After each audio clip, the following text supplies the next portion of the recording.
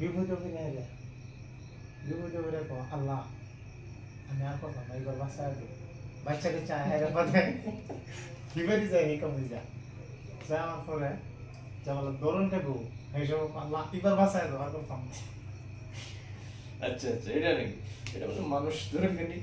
মানুষ এমন একটা প্রাণী মানে হ্যাঁ ভুল করে, কিন্তু আল্লাহ অত দয়ালু, মানুষ বারবার ভুল করে, আর বারবার যদি আল্লাহর কাছে ঘেরে আল্লাহ আমি ভুল করেছি তুমি ক্ষমা করো, আল্লাহ অতি দয়ালু, তিনি রহমান, তিনি রাহিম, তিনি ক্ষমা করে দেন। কিন্তু এই মানুষ যে হাদিসের মধ্যে একটা আছে কাল কিয়ামতের দিন মানুষ জান্নাতে যাবো না জাহান্নামে যাবো, লাস্ট হচ্ছে একটা ব্যক্তি জাহান্নামে থাকবো, এক কলিমা করছে, এই ব্যক্তিরে এই ব্যক্তি আল্লাহর কাছে ফরিয়াদ করবো, আল্লাহ তুমি যদি আমার খালি জাহান্নাম থেকে কি বাও করতাম, আমি অতটুকু তোমার কাছে চাই, খালি আমার তুমি জাহান্নাম থেকে বাও করো খালি, আর আমি কিছুই চাই না। তখন আল্লাহ বলে আর কিছু চাস না তো, বলে না আর চাইতাম না, খালি জাহান্নাম থেকে বাও করো। আল্লাহ কি করছে, তার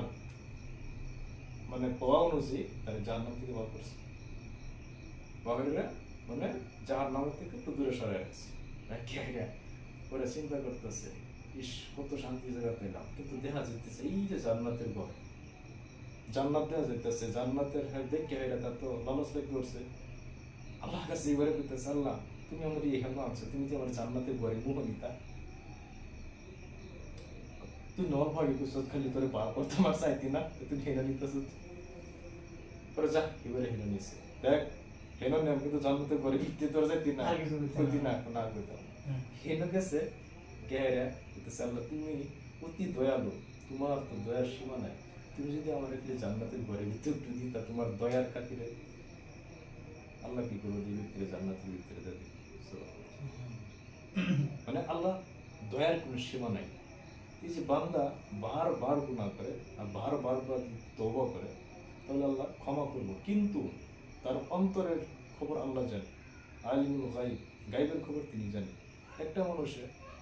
তওবা করছে, কি ধরেন কিনা আজকে সেইলেনের একটা